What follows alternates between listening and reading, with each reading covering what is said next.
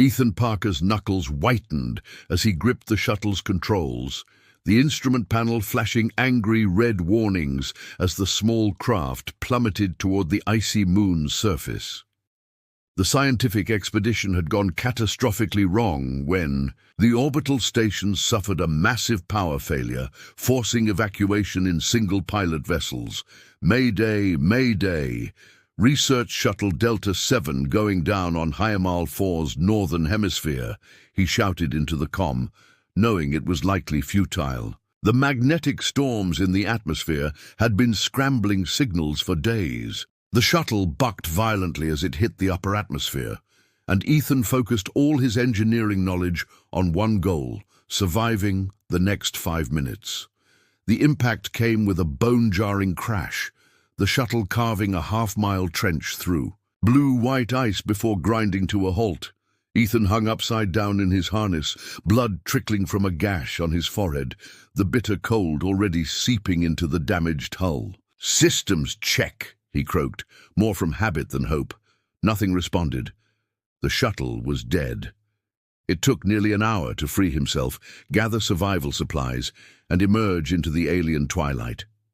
Hyamal 4's distant sun cast long shadows across the ice plain, temperatures already plunging as night approached. Ethan had just begun setting up an emergency shelter when he saw it. Another crash site less than a mile away, wreckage unlike any human vessel. "Hello?" he called out, approaching cautiously, thermal scanner in hand.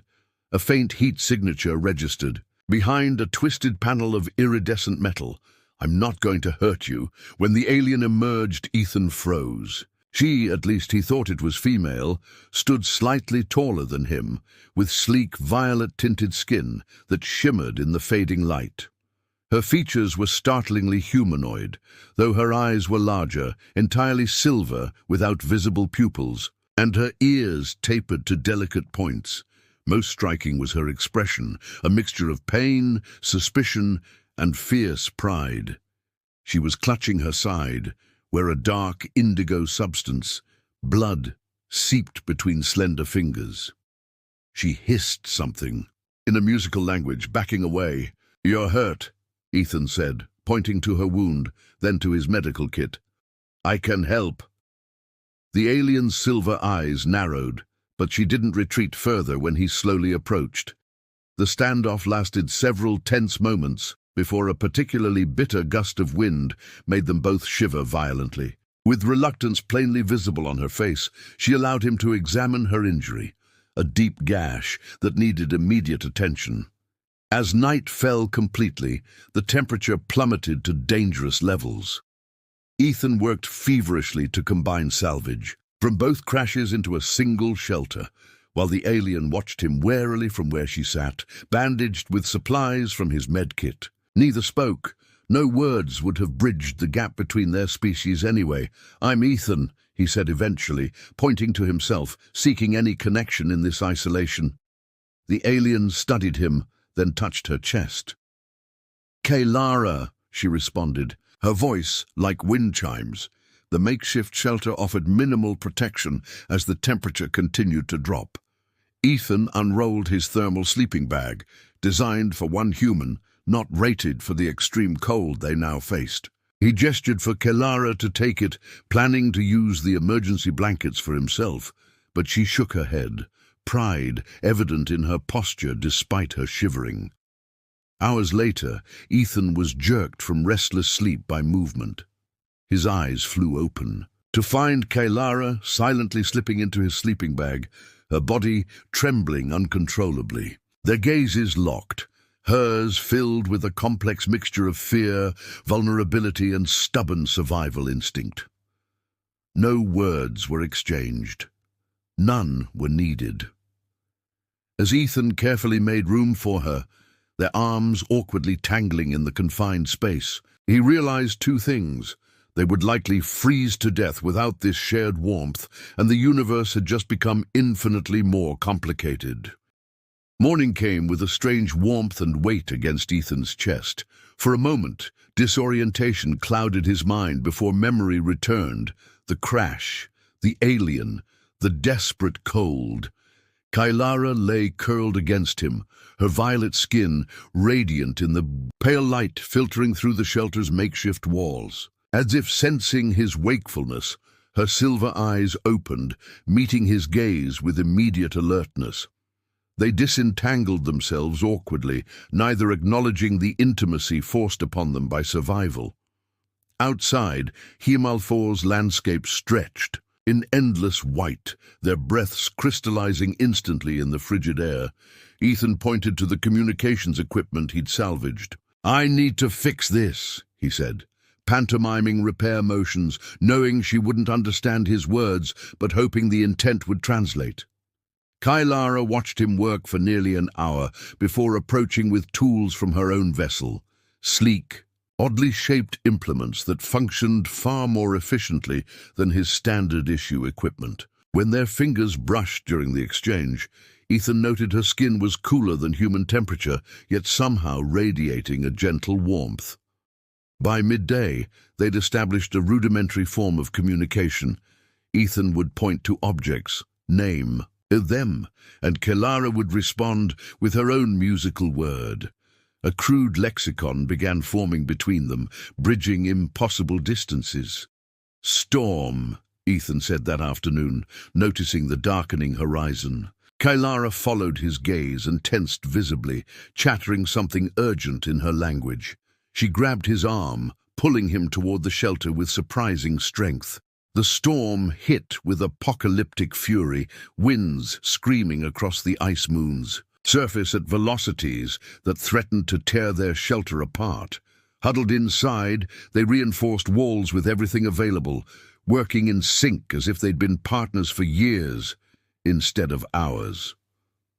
That night, there was no hesitation as they shared the sleeping bag, necessity overclouding awkwardness. The howling winds outside seemed distant compared to the sound of Kylara's breathing beside him.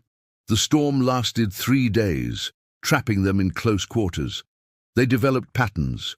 Ethan would sketch diagrams of Earth in the frost that accumulated. Inside their shelter, Kylara would respond with intricate drawings of her own world, a planet with 3 moons and vast oceans.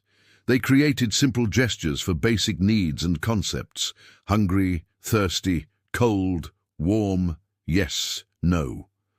On the 3rd night, Ethan jerked awake, gasping from a nightmare of the crash, of colleagues he couldn't save. Kylara's cool fingers found his face in the darkness, gently tracing the contours of his features. The gesture held no demand, only comfort. When he finally calmed, she remained close, her forehead resting against his shoulder, as they drifted back to sleep. When the storm finally passed, something had shifted between them. No longer merely stranded aliens to each other, they had become something else.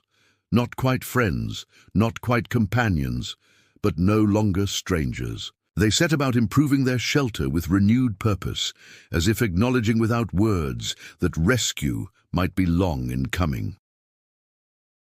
That evening, as they sat watching Himalthor's rings brightening across the twilight sky, Kylara tentatively reached for Ethan's hand. Her silver eyes searched his face, asking a question no translator could decipher, but his heart somehow understood. 2 weeks passed on the frozen moon, each day bringing new words, new gestures, new understandings. Ethan and Kylara fell into a routine that belied the strangeness of their situation.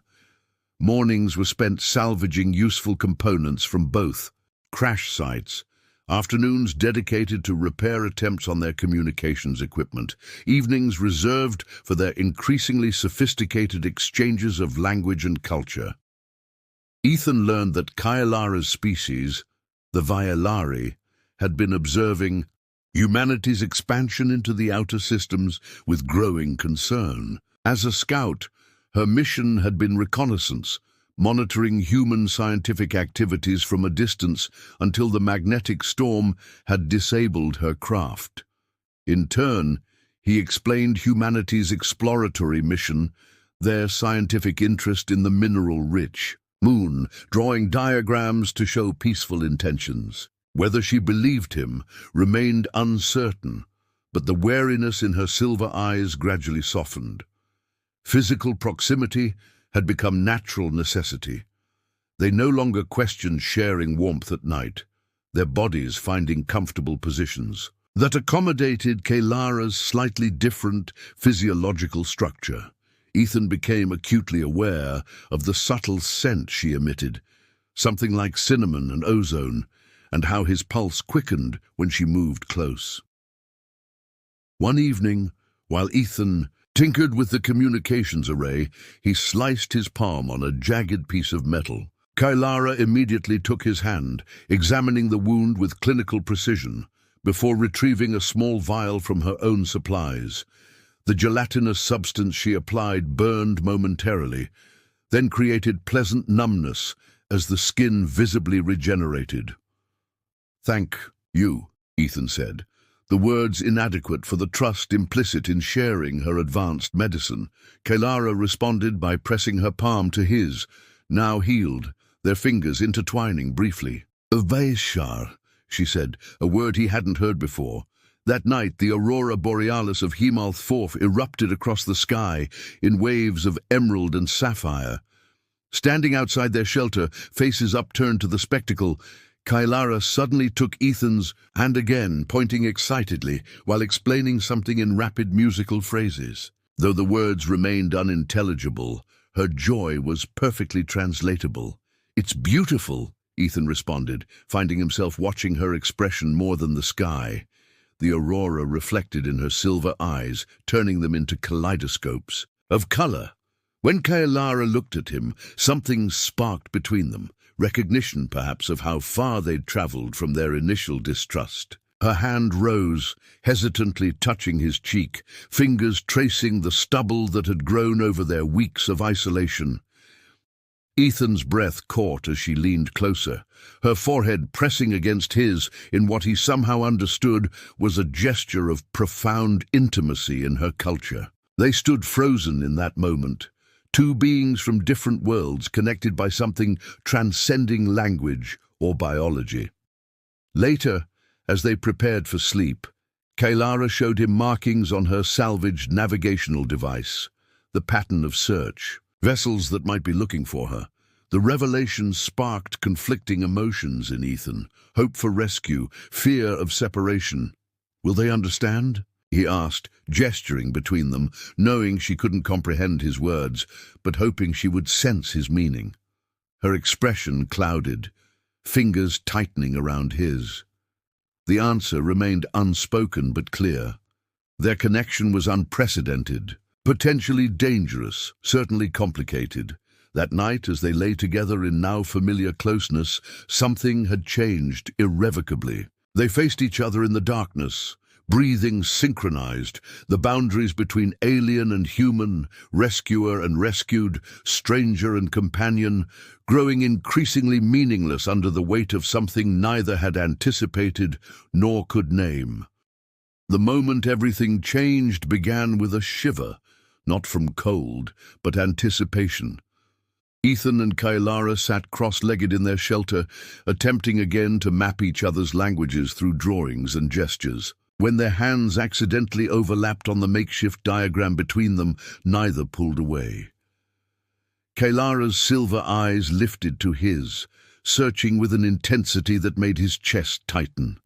Slowly, deliberately, she moved closer, until the strange, pleasant scent of her skin enveloped him. Her hand rose to his face, fingertips tracing his features with scientific curiosity and unmistakable tenderness. "This is probably a terrible idea," Ethan whispered, even as he mirrored her gesture, marveling at the silken texture of her violet skin. Their first kiss was an exploration, hesitant, careful, discovering the unfamiliar terrain of each other's physiology. Her lips were cooler than a human's, with a subtle flavor like wild berries and mint. They pulled apart, both breathing heavily, surprise evident in their expressions. "Not so different after all," Ethan said softly, smiling. What followed was a dance of discovery, equal parts awkward and breathtaking. Physiological differences created moments of confusion, then laughter, then renewed wonder. Communication happened through touch, through watching reactions, through intuiting what brought pleasure to an entirely different species.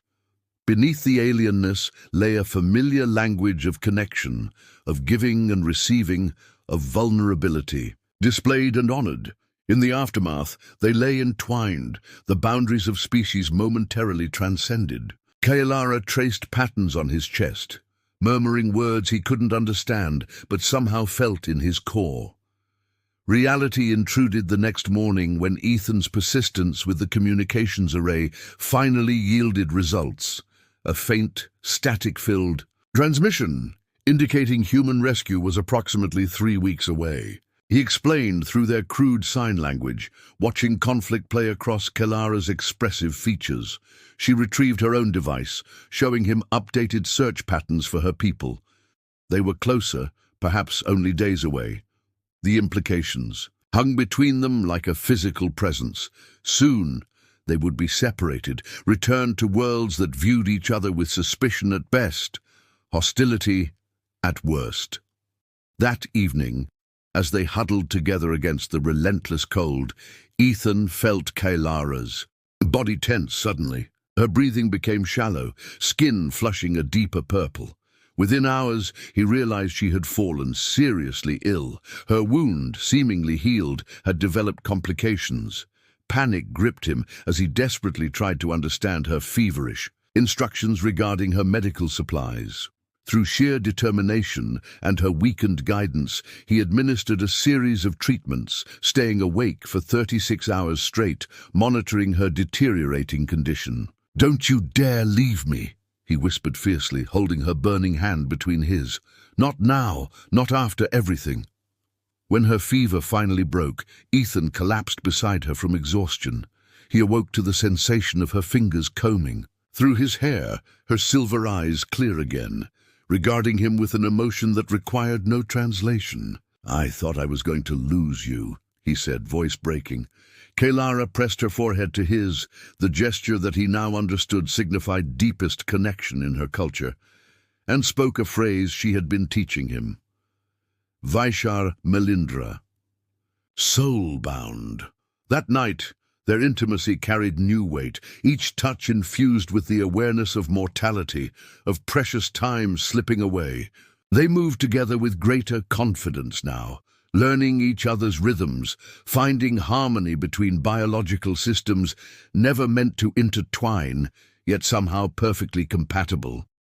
Afterward, facing the reality of approaching rescue ships, they began the difficult conversation about what would happen when they were no longer alone. Through painstaking communication, they agreed to become advocates for their respective species, to leverage their unprecedented bond into a channel for greater understanding. "They'll listen to us," Ethan insisted, though doubt clouded his expression. "They have to." Kailara's answering look held equal parts hope and skepticism, but her grip on his hand remained unwavering. The detection came at dawn. Multiple ships entering Himalfir's atmosphere, human vessels approaching from the south, Vailari craft from the east. Their time alone was ending. Ethan and Kailara stood outside their shelter, watching contrails cut across the pale sky. They had prepared for this moment, rehearsed their strategies for handling first contact between their rescue parties. Yet the reality struck with unexpected force. "I don't want to say goodbye," Ethan said, knowing she couldn't understand the specific words but would grasp their intent. They had developed a form of communication transcending language, subtle shifts in expression, minute gestures conveying complex emotions. Kailara touched the crude pendant hanging around her neck, a piece of metal from both their ships, fused together in the extreme cold through a technique she had shown him. She had fashioned identical ones for each of them, a physical representation of their bond. Her silver eyes held fierce determination as she spoke words he'd come to recognize. Not ending, beginning. They spent their final hours alone, meticulously preparing. Kailara transferred critical data about her people to Ethan's partially repaired tablet, cultural touchstones, diplomatic protocols, historical context that would help humans understand the Vailari perspective. In turn, he compiled everything. He knew about human intentions in the star system, emphasizing scientific and peaceful motivations. As the rescue ships drew closer, they shared one last night together. Their physical connection had evolved into something transcendent, each touch a promise, each embrace a declaration against the separating forces approaching. They memorized each other with desperate thoroughness, as if imprinting on a cellular level. "I will find you again," Ethan whispered against her skin. "Vaisha Melindra." For the first time, Kalara attempted his language, her musical voice transforming the words soul-bound, always. Morning brought the inevitable. They activated their respective emergency beacons and waited as two ships descended simultaneously, a human extraction vessel and a sleek Vailari scout ship. The moment both landing parties emerged, weapons raised in mutual suspicion, Ethan and Kalara stepped forward together, hands clasped between them. The sight momentarily stunned both rescue teams, human and alien standing united, clearly protecting each other. "This is First Scout Kalara," Ethan announced to the human team, having practiced the proper pronunciation endlessly. "She saved my life. We come in peace and mutual respect." Kalara addressed her people in their flowing language, gesturing to Ethan with evident reverence, saying words he recognized as describing their shared ordeal and developing trust. The separation was clinical, efficient, despite their protests. Medical evaluations, debriefings, diplomatic protocols, activating around their unprecedented situation. The last glimpse Ethan had of Kalara was her determined face through a viewport, hand pressed against the glass, silver eyes promising what words could not. 6 months later, in the neutral space station orbiting Proxima Centauri, diplomatic delegations from Earth and Vailari gathered for historic peace negotiations. Tension permeated the conference room as representatives from both species regarded each other with carefully masked suspicion. Ethan sat rigid in his formal diplomatic attire, the metal pendant concealed beneath his collar. He had fought relentlessly to be included in this delegation, leveraging his unique experience into a position as cultural liaison despite resistance from military leadership. When the Vailari delegation entered, his heart stopped. Kalara moved. With the same fluid grace, he remembered, now adorned in ceremonial attire denoting high status among her people. Their eyes met across the room, and for a breathless moment, the crowded chamber seemed to contain only them. As the proceedings began, human and Vailari representatives outlined their respective concerns, territorial claims, historical grievances. When disagreements threatened to derail progress, Ethan and Kalara simultaneously stepped forward, positioned between their peoples. "Perhaps," Ethan suggested, "we might consider another perspective." Kalara completed his thought in perfectly practiced English, one forged in ice, tempered by survival, and strengthened by understanding. They presented their joint proposal, a collaborative research initiative on Hiemal 4, combining human engineering with Vailari ecological knowledge, a first step toward trust. As the delegates debated, Kalara moved beside him, her hand finding his beneath the table. The familiar touch sparked recognition of a profound truth. What had begun as desperate survival on a frozen moon had evolved into something revolutionary, a bridge between worlds, a template for possibility. "Vaisha Melindra," she whispered, audible only to him. "Soul-bound," he responded, the pendant warm against his skin. "Always."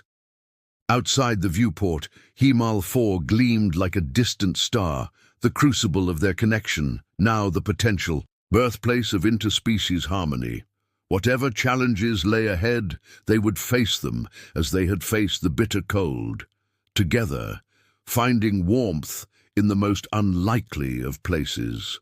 3-7 Sonnet.